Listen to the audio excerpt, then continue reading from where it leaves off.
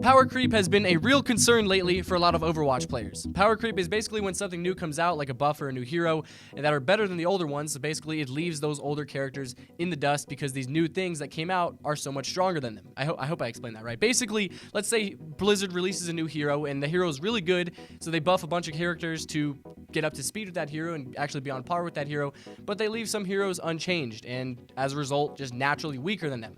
That is power creep. So you might have already been really familiar with it, actually, if you've been playing Overwatch recently. Overwatch player 1 in 40 posted on Blizzard's forums complaining about it with the title saying, "Please nerf power creep instead of nerfing defense/support." And his post says that the more defense support is weakened, the more it enables power creep, which he finds more oppressive than buffing defenses. "Stop listening to DPS whiners," says him. And some players, well, many players actually disagreed, and some agreed, of course, with one person saying that Soldier 76 used to do 20 damage per bullet, and he was considered one of the best DPSs at the time. Then it was nerfed down to 19 because he was just too strong, and then it was brought back up to 20, but it didn't matter because everyone else is so much stronger than him, and now he's just in a weak state. But then comes Josh No, one of the devs for Overwatch, who says that he thinks power creep is not a real concern in Overwatch right now, and for Grandmaster players on the current patch, Genji and Soldier 76 are numbers 6 and 7 for damage heroes in terms of win rate. He says they're not doing as badly as everyone says, and they should remember that win rates and hero effectiveness can change depending on the skill level of the player. So if someone says Reaper is too strong, but someone else says Reaper is too weak, they could both be correct for their current skill level. He says that when it comes to balance, they generally try to base it off of higher skill level players, but when something looks like it could be a concern or an issue for lower skill level players, they're going to look into that and try to solve that issue before it becomes a real issue.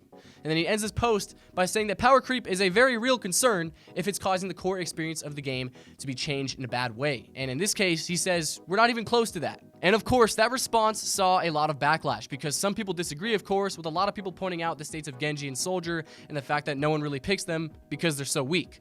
Then Josh comes back and says that what he's mostly been reading is that Baptiste and Mei are really overpowered and Genji and Soldier are too weak, where he then says that one of the perceived strongest and one of the perceived weakest heroes have nearly identical pick rates and win rates. And as expected, that brought backlash as well, which made Josh reply by saying he's not attempting to disregard everyone's concerns about power creep, he was just sharing his own opinion. He doesn't feel like there's an excessive amount of power creep to where it makes the game not feel like Overwatch anymore, and that's all he was trying to say. And of course, plenty of players were still not satisfied with his answer because they want change, and this is where I ask you, Overwatch community, do you guys think that power creep is a real issue within the game, or do you take Josh's side in that it's not really a legitimate problem, could maybe use a few balance changes here and there? I'm sure we could all agree on that, but you know, do you think it's game breaking or not? I want to hear what you guys have to say on the topic. Please drop some comments. Thank you guys for watching. I appreciate you stopping by. I'll be seeing you guys soon. So I hope you enjoyed. I'll see you next time. Take it easy. Bye-bye.